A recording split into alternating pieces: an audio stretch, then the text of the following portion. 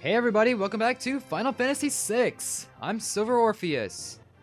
Last time we went to the Phoenix Cave and recruited Locke, who we finally found after so long of searching. This time, we're gonna put the new Magicite that we got with Locke's addition to the party to the test. Off screen, Terra, Celeste, and Realm learned Life 2, Life 3, and Ultima. These three spells, in addition to two others, are going to be very freaking important for what's going on today. In fact, this party right here is going to be the party I'm mostly going to be running with for today's video, because we're going into an area that's not very fun. I'll just tell you that much. And yes, I'm running Moogle Charm for the set because the encounters in this place, BS. I don't want anything to do with it, and as such, every single Magicite I've equipped is mostly built around dealing with this stuff. Actually speaking, just for safety concerns, I'm gonna equip Palador to Realm. Just for the added safety. Anyway, I think we're good to go. So, we're here near Mobley's right now, because where we're going is the very center of the Serpent Trench. Right in this area, this tower. We've seen this place before when we came through the Serpent Trench for the first time. Well, not exactly, but through the World of Ruin, rather. Let's go.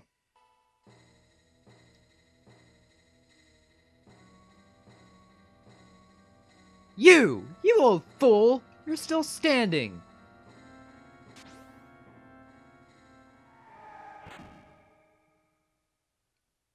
Realm! Is that you, my dear? You're alive!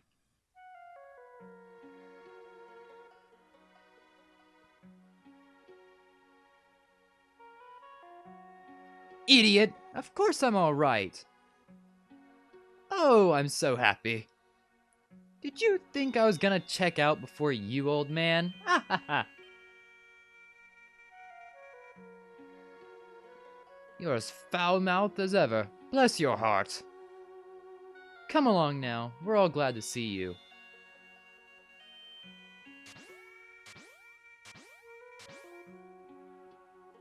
Whoa, well I'll be. Alright, make room for me.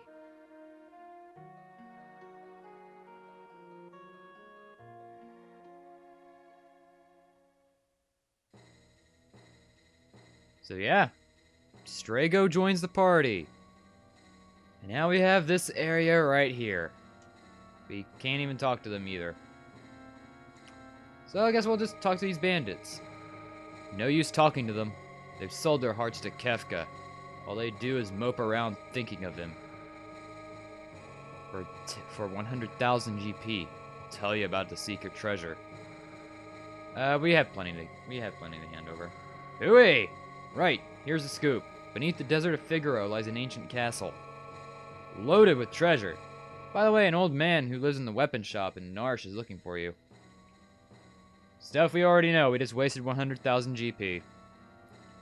The members of the cult of Kefka live in this tower. There's something wondrous atop it. You can only use magic attacks inside, so unless your magic's strong, you'll never make it to the top. Or what we could do... Treasure! So, once we go inside, magic's the only thing we can do. Ladies and gentlemen, I greet you to the Cultist Tower, the single most pain-in-the-ass area in the entire game, for one reason and one reason only. Its encounters. Same reason as the Floating Continent, except this time it's actually worse. Because unlike the Floating Continent, where you can come across enemies like ninjas, which can kill you in 2 skeins, resulting in an instant game over, these enemies here force you into only using magic. In addition, they all have they all have to use magic themselves, and all of them have high-powered magics like Ultima. Now you know why I wanted Life 2 and Life 3 and even Ultima myself before coming into this place, because we're gonna need them.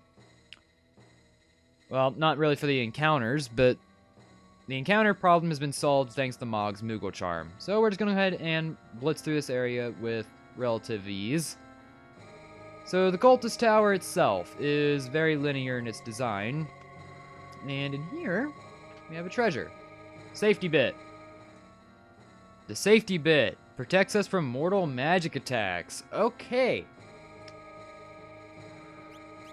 In other words, you can't be one-shot. Something that would have been really useful at the bottom floors, no?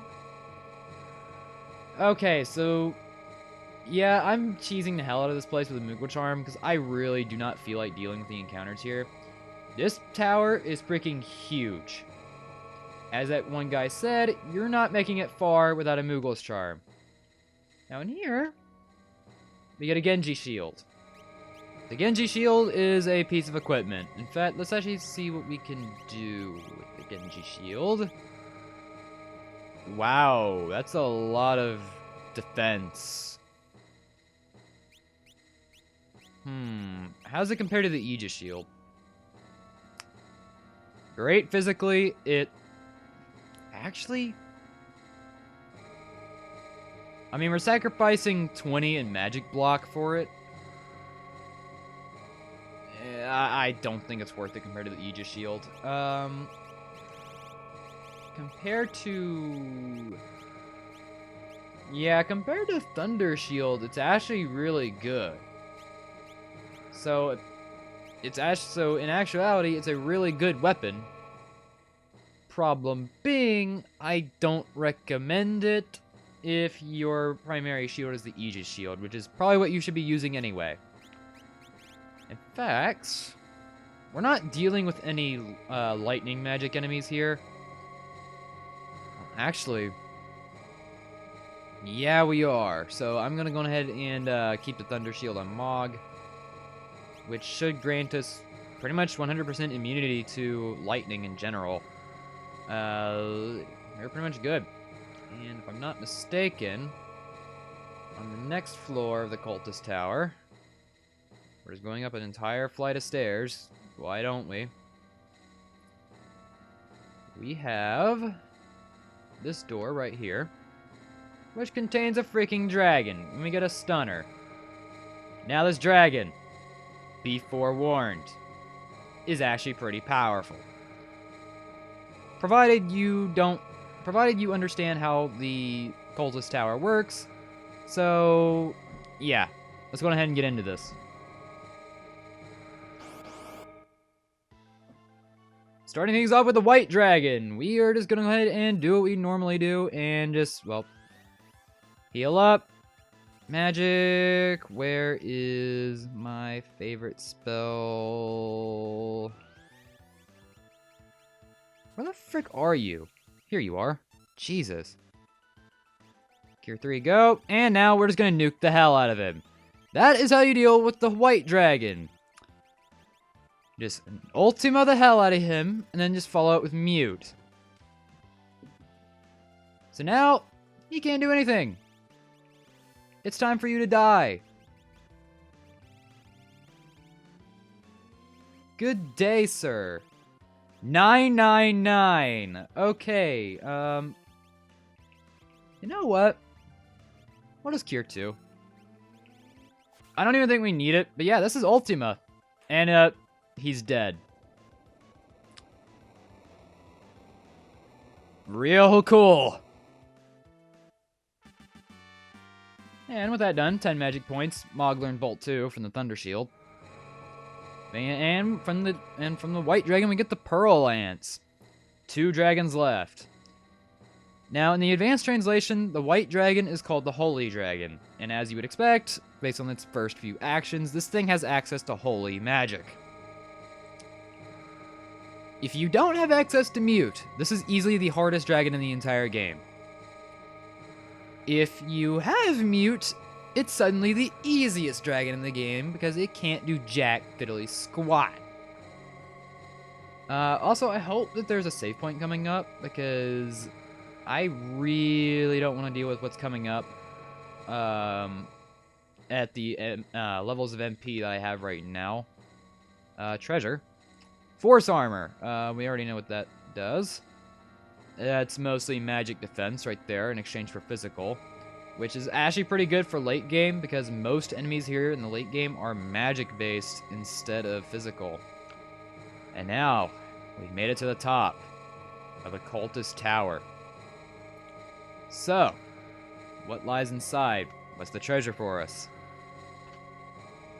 We get a gem box.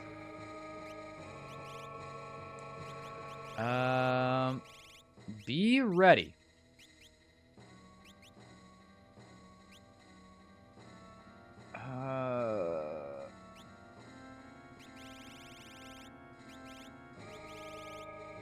Be 100% prepared to use whatever ethers and stuff that you have in order to get your MP back online.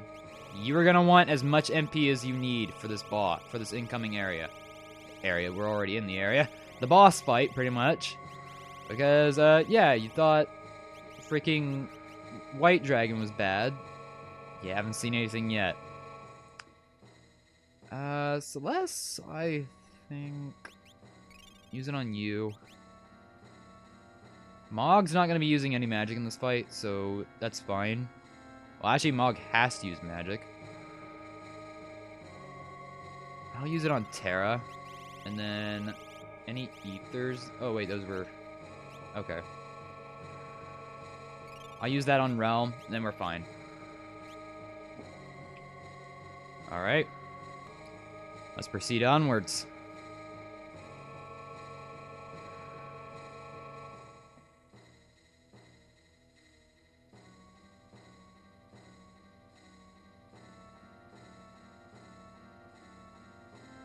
Master Kefka's treasure. Return it. Now.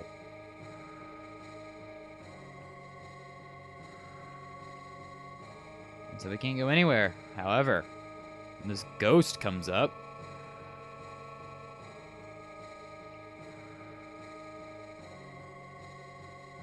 and now, we have our boss.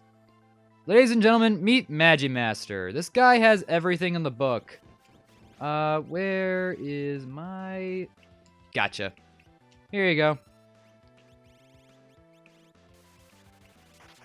Next order of business is dealing with... wait, this is Mog. Crap. There we go. You should now be under the effects of... oh, you can actually do that. Okay. We'll cast Life 3 on that. Life 3 on Celeste. And Life 3 on Realm. And that should actually do us. Now we can actually begin the attacking front.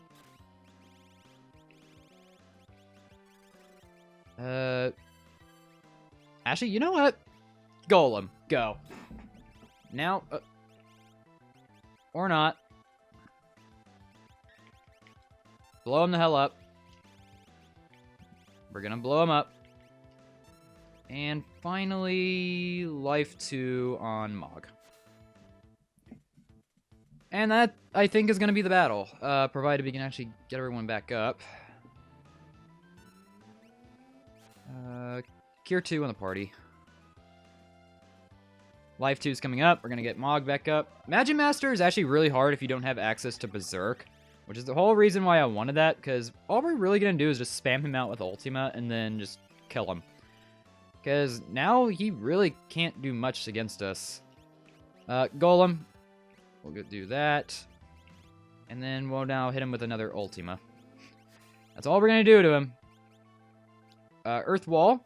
This is Golem. We're not going to have our physical resistance. There is Ultima. And die. Cure 3. Oh, he's using Ultima. Oh, wait, that's us. I forget, he can't do that. But you do want to be careful, because when he gets to 0 health, he will use Ultima. Which is exactly why I wanted to cast Life 3 at the beginning of this. There's his Ultima. And this is pretty much the end of the fight. We win. Because we used Life 3. Game over, Magimaster. 10 magic points, Mega Elixir for our reward. So, Mega Elixir. So, the Mega Elixir recovers the entire party's HP and MP to 100%. It's basically a tent, except it doesn't revive the dead. Also, wow, we didn't use much MP at all. That's pretty nuts. And with that, that's it for the Cultist Tower. So before we actually get out of this place, I would actually like to bring up the encounters that you can possibly run into here. Because, yeah, they're the worst part about this place. And if you don't have the Moogle Charm, good luck getting past this place. So, starting things off with the enemies here, we have level 10 magic, which has a normal attack for an ice rod equipped. And its abilities include fire, ice, bolt, slow, stop, and haste. If you use sketch using realm, you can use bolt and slow on it. Don't use sketch here. Trust me, it's not worth it. Level 20 magic. Demi, quarter, break, X-zone, rasp, muddle, and safe. The worst thing about this thing is that it has X-zone. It can straight up insta-kill you. However, this thing dies in one hit. It has 2,000 HP. So, pretty much, if you have, like, any kind of magic that can do more than 2,000 HP, like Ultima, you have this thing back. You have this thing won. You don't have to worry about it at all. Next up, and now we're starting to get into some of the more threatening enemies. Level 30 magic, which has Fire 2, Ice 2, Bolt 2, Imp, Osmos, and Reflect. 3,000 HP, light level 20. If you have something that can just do more than 3,000 to it in one blow, you've won. Again, the biggest thing you need to worry about with this thing is Reflect, which, again, things like Ultima just go through. Ultima doesn't give any craps about Reflect or anything of that sort. Level 40 magic has access to Drain, Break, Vanish, Mute, and Sleep. This enemy, like the others, has less than 9,000 HP, meaning one Ultima and it's dead. On the contrary, it has access to Mute, meaning if it gets its turn before you can use Ultima, you're screwed. This is the first of the particularly nasty enemies in this place. As, again, a lot of these enemies don't really have anything to them, but Mute in this place, that's like the biggest threat you can run into. Taking a break from the usual enemies here, we have the magic Urns, which have access to life, life 2. They can throw softs, remedies, ethers, potions, elixirs at you, or they can escape. Also, my screen went dark. That's an example of me not playing for long enough. They also have access to Cure 3 if you use Gal's Rage for them. And they can also use Cure 3 if Realm uses Sketch.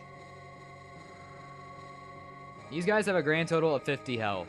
One hit from anything kills them. Alright, here we go. Level 50 magic. Poison, Bio, Doom, Remedy, Dispel, Berserk, Slow, and Haste 2. Haste 2. Haste 2, it's going to use to get itself up to full speed, and then it's probably just going to follow up with Berserk, and then just prevent you from using magic in general. That is the worst possible outcome that you can have for this enemy. Bright side, 5,000 health. One ultimate equals death. Alright, let's get one of the two worst ones out of the way first. Level 60 magic. Has access to Quake, W Wind, Pearl, Osmos, Slow 2, and Regen. It is entirely possible for you to run into this enemy at the same time as the other freaking big bad in this place that we're going to be getting into shortly. The other one is worse, But the fact that this one has slow 2 to make your entire party slower against the other one makes it pretty bad to deal with. In addition, W Wind, if I'm not mistaken, no, that's Quarter I'm thinking of, that's Graviga. Still, it has access to freaking Holy. That's nothing to mess around with, and it also has Osmos, so it can refresh its MP. It's not fun. Also, your odds are you're not coming in here wearing Gaia gear, so it also has access to Quake, which is gonna really hurt you.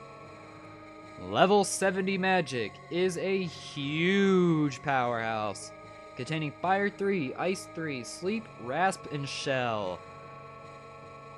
Yeah, if you have two party members in the if you have Terra and Celeste both in your party, both wearing Minervas, this enemy's pathetic. The worst thing it has, if that's the case, is Sleep, which you don't really have to worry about it. The only thing you really have to worry about when it comes to level 70 magic is, well, the other enemies that's around it, because this thing's going to be dying pretty quickly. Level 80 magic. 8,000 HP. Odds are you're not one-shotting this one. Its abilities are vast. Cure 2, Remedy, Haste, Fire 3, Ice 3, Bolt 3, Bio, Poison, Cure 3, Cure, Life 3, Stop, Dispel, and Pearl. You better make sure that when you come into this place, you have resistances or outright immunities to a lot of different elements, because this thing will probably be the end of your run if you don't. And we haven't even gotten to the worst one yet. That title goes to level 90 magic. Level 90 magic. Oh god. Here we go.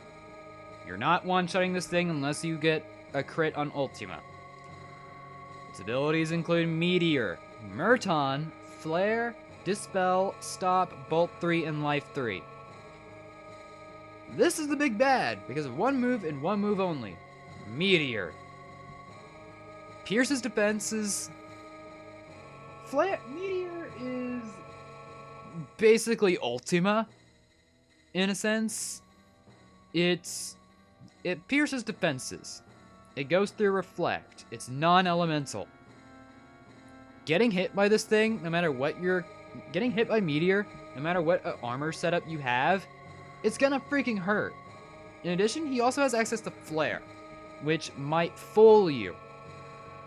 Flare will lead you to believe that it is a fire elemental spell, when in actuality, it is non-elemental, and it will probably be the end of your run.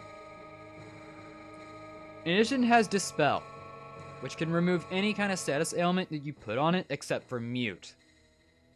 Stop is also something it has, which is terrible if you're on the receiving end of it, because that means you're not getting rid of it effectively. And Life 3 can, as you saw during my fight with Magimaster, is enough to turn the tides of a battle because it's basically auto life. If you die, you're brought back to life. No need to worry. The only good thing I can say about this enemy is that if you use Sketch on it, you actually get a chance of using Meteor. So you can use Meteor on it. You can give it a dose of its own medicine, or you can just do what a lot of people like to do and just use Ultima. That works too. That is more or less every single encounter here in the Cultist Tower. In addition, Magimaster and the Holy Dragon were only the beginning. Yeah, the encounters are really that bad. Now, the worst part of it all. If you were going through this entire area with no Moogle Charm equipped, your only way out, if I am not mistaken, yep, your only way out is going the way you came. You cannot use Warp in this place.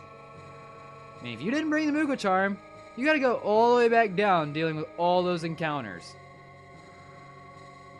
This place really is hell. And I guarantee it, you're bound to run into level 60 magic and level 90 magic at least once. They are the worst kind of enemies in this game. Of course, it also doesn't help the fact that this entire place is linear by structure, and you're just doing the same things over and over and over again. Like, I don't even know how far up I am, or even how close I am from the bottom at this point. But since we had the Moogle's Charm, it didn't take us long to get to the top at all. Meaning it shouldn't take us much longer to get to the bottom, like right now. So that's pretty much it with the Cultist Tower. We're out of here. Goodbye. Never going back to that place again. In addition, we also have Strago back in the party. And with Strago, we now have every party member in the game. Every single one of them. It's about time. We have a full party of 14. When we began the World of Ruin, we had a party of 12. Every party member who we started this journey with, up to the floating continent, is back with us now. And with the additions of Go-Go and Amaro, we have a full party. Meaning, it's not going to be much longer before we can go take on Kefka. However, before we do that, there's one last thing we need to attend to. So, next time on Final Fantasy VI, we're gonna head back to Thamasa and see what changes there for Strago. See you guys then.